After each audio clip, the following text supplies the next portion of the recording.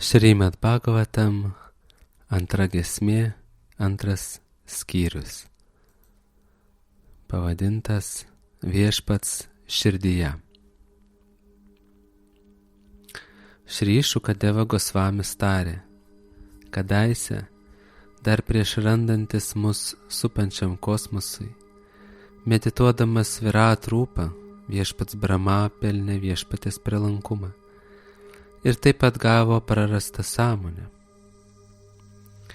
Taip Brahmai pavyko atkurti pasaulį tokį, koks jis buvo anksčiau. Vedų kalba tokia mįslinga, kad beskaitant jas, mintis nenoromis ima krypti į beprasmius dalykus, tokius kaip svajonės apie rojaus karalystės. Sąlygotas sielas svajoja apie iliuzinius rojaus džiaugsmus, tačiau tikros apčiuopiamos laimės tokiose vietose jos nepatiria. Todėl išmanantis žmogus turėtų tenkinti tik minimalius gyvybinius poreikius, kol yra šiame įvardyjimų pasaulyje.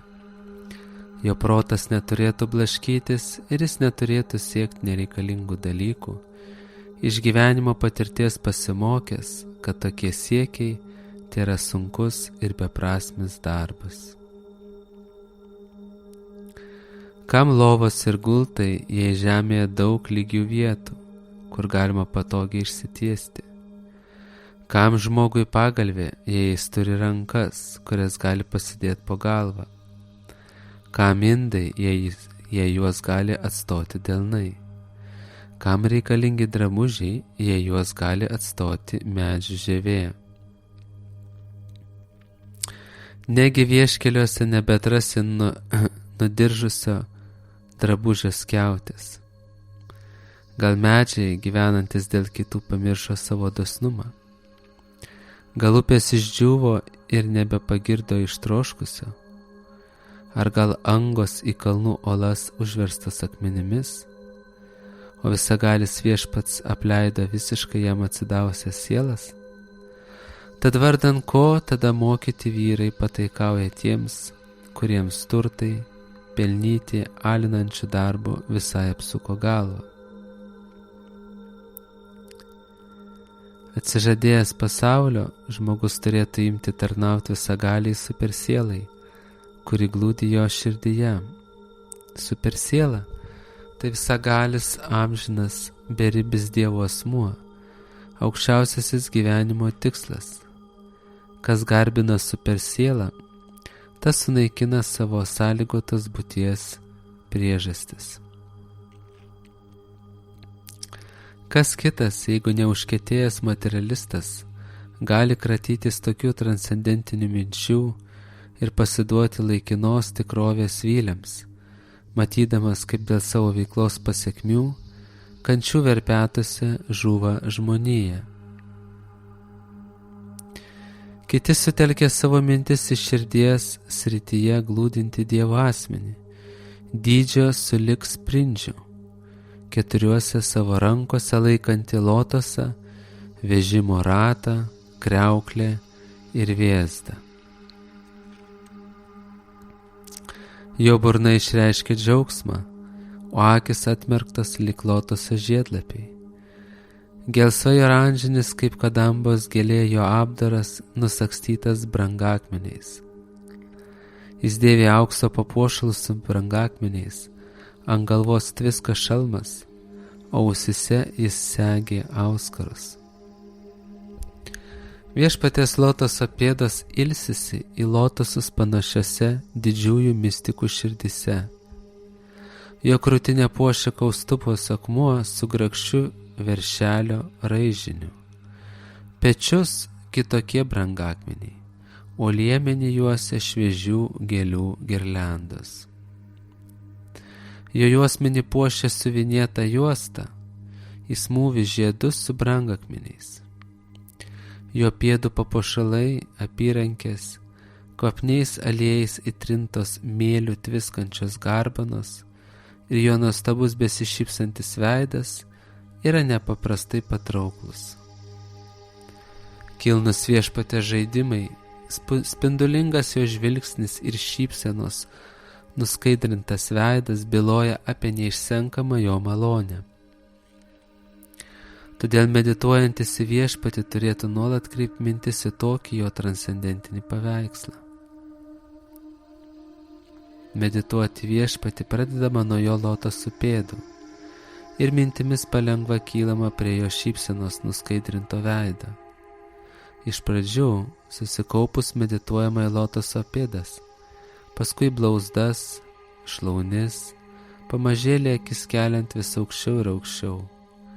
Kuo labiau susikaupsime medituodami įvairias jo kūno dalis, tuo skaidresnis taps mūsų intelektas. Kol užkietėjęs materialistas neišsiugdo meilės ir noro tarnauti aukščiausiam viešpačiui, tam, kurio žvilgsnis apriepia transcendentinį ir materialų į pasaulius, jis turi medituoti viešpaties visatos pavidalą, vykdydamas jiems skirtas pareigas. O valdove, panorėjus palikti šią žmonių planetą, jogui nebūtina laukti palankaus momento ar ieškoti tam tinkamos vietos. Jam tereikia patogiai atsisėsti, nurimti ir suvaldžius gyvybės oro sroves, protu pažaboti jausmus.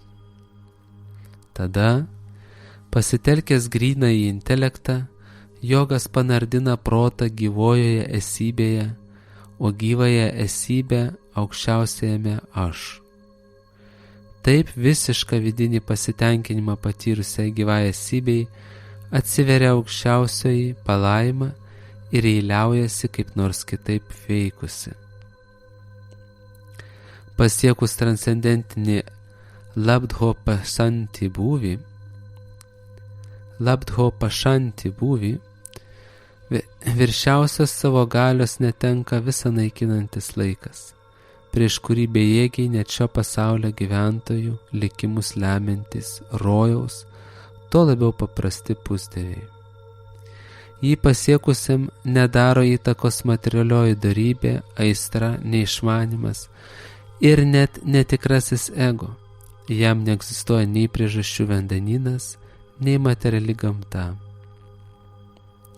Transcendentalistai stengiasi apeiti tai, kas atskirta nuo Dievo, nes žino tą aukščiausią būvį, kur viskas susijęs su aukščiausiu viešpačiu Višnu.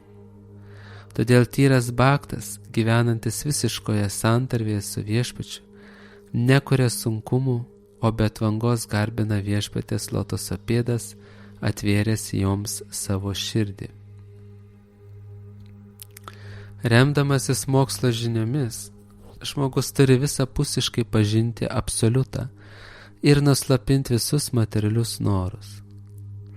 Pasiekęs šį tikslą, jis palieka materialų kūną, uždarydamas gyvybės oro kanalą, pro kurią šalinamos išmatos kulnu ir nuosekliai keldamas gyvybės orą per 6 svarbiausius taškus.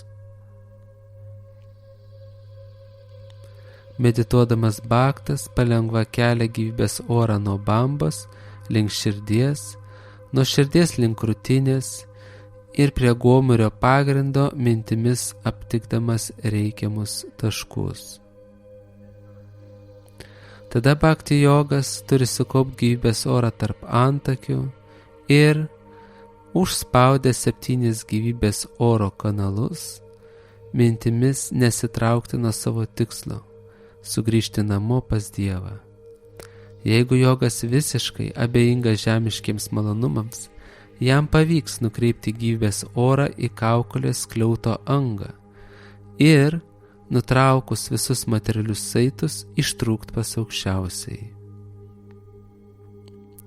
Tačiau valdove, jeigu jogui vis dėlto išlieka noras patirti aukščiausius materialius džiaugsmus, tai yra atsidurt aukščiausioje planetoje, Brahma lokoje, arba įgyti 8 tobulumus, keliauti atvira erdvės su vaihajasomis, arba patekti vieną kurią iš milijonų visatos planetų. Paskui jį keliaus ir jo materialios mintis bei jausmai. Transcendentalistai rūpinasi savo dvasiniu kūnu, todėl atsidavimo Viešpačiui tarnystė, askezės, mistinės galios ir transcendentinis žinojimas suteikia jiems laisvę netrukdomai keliauti po materialius pasaulius ir už jų ribų. Bet užkietėję materialistai, kurie veikia siekdami mėgauti savo darbų vaisiais, taip laisvai keliauti negali. O valdove, kai mistikas švytinčiąją sušumna pereina paukščių taku ir pasiekia aukščiausiąją Brahmalokos planetą, jis pirmiausia atsiduria ugnies dievo planetoje, Vaišvanaroje, kur galutinai nusiplauna visus užsiteršimus, o tada pakyla dar aukščiau į Šušumaro žiedą, susitikti su Viešpačiu Hari, Dievo asmeniu. Šušumara tai ašis, apie kurią sukasi visata, įvadinama Višnu arba Garbato Kašai Višnu Bamba. Tik tai jogas gali ištrūkti iš Šušumaros žiedo ir pasiekti Maharlokos planetą, kur Brigų ir kiti tyros dvasios šventieji laimingai gyvena 4 milijardus 300 milijonų saulės metų. Ši planeta garbina net transcendenciją patyrusių šventųjų. Atėjus galutinio visatos sunaikinimo valandai, Brahmos gyvenimo pabaigoje, skliausteliuose, iš visatos dugne gulinčio Anantos burnos išsiveržė liepsna. Jogas regi ugnyje žūvančias visatos planetas ir didžiųjų nuodėmes nusiplovusių sielų erdvėlaiviais persikelia į Satyaloką, kur gyvenimas trunka 15 trilijonų 480 milijardų metų. Šioje planetoje, skliausteliuose Satyalokoje, nėra nei sielvarto, nei senatvės, nei mirties. Jos gyventojai nepažįsta skausmo, todėl niekas netemdo jų gyvenimo, išskyrus nebent tai, kad jautrioje jų sieloje kartais gimsta užuojauta tiems, kuriems nežinomas atsidavimo Viešpačiui tarnystės kelias, tiems, kurie baisiai kenčia materialiame pasaulyje. Patekęs į Satyaloką, Bhaktas įgauna ypatingą gebėjimą. Savo subtiliuoju kūnu jis be baimės smelkiasi į darinį panašų į grubųjį kūną ir vieną po kito pereina žemės, vandens, ugnies, šviesos bei oro egzistavimo stadijas, kol pagaliau pasiekia eterio stichiją. Tai Bhaktas atsikrato subtiliųjų juslių objektų, kvapo, uosdamas, skonio ragaudamas, vaizdų žvelgdamas į formas, lytėjimo objektų liesdamas, virpesių ausise susitapatindamas su eteriu ir pagaliau jutimo organų per materialią veiklą. Perskrodęs grubiuosius ir subtiliuosius apvalkalus, Bhaktas įžengia į ego sritį. Pasiekęs šį būvį, jis neutralizuoja materialios gamtos gunų, skliausteliuose neišmanimo ir aistros poveikį ir įgyja ego dorybėje. Po to jis šį ego panardina į Mahatatvą ir tada pasiekia tikrą savęs suvokimą. Tik tai apsivaliusi, atgavusi savo prigimtinį būvį ir radusi visišką pasitenkinimą siela, gali bendrauti su Dievo asmeniu, išgyvendama begalinę palaimą. Materialus pasaulis nebevilioja to, kuris atgavo prarastą aukščiausiąją atsidavimo Viešpačiui tobulybę. Jis čia daugiau niekada nesugrįš. Jūsų didenybė Maharadža Parikšitai, te būna jums žinoma, kad mano atsakymai jūsų prasmingus klausimus atitinka vedų mokymą ir atspindi amžiną tiesą. Ja bylojo patsai Viešpats Krišna, pamalonintas to, kaip Brahma jį garbino. Besiblaškantiems po materialę visatą nėra geresnio būdo išsivaduoti, kaip su atsidavimu tarnauti viešpačiui Krišnai. Didysis Brahma labai atidžiai ir susikaupęs 3 kart išnagrinėjo Vedas ir, išnarstęs kiekvieną jų žodį, įsitikino, kad aukščiausia religijos tobulybė yra meilė aukščiausiam Dievo asmeniui Šri Krišnai. Dievo asmuo Šri Krišna draugė su individualiaja siela glūdi kiekvienoje gyvoje būtybėje. O kad taip yra, juntame ir nuspėjame iš to, ką matome ir ką mums sako intelektas. Štai kodėl, o valdove, taip svarbu, kad kiekvienas žmogus visur ir visada klausytųsi apie aukščiausiai viešpatį Dievo asmenį, jį šlovintų ir atmintų.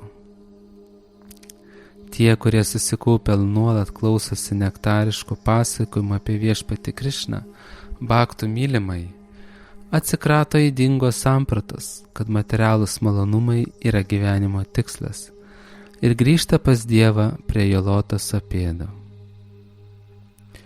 Tai baigėsi antras giesmės, antras skyrius pavadintas Viešpats širdyje.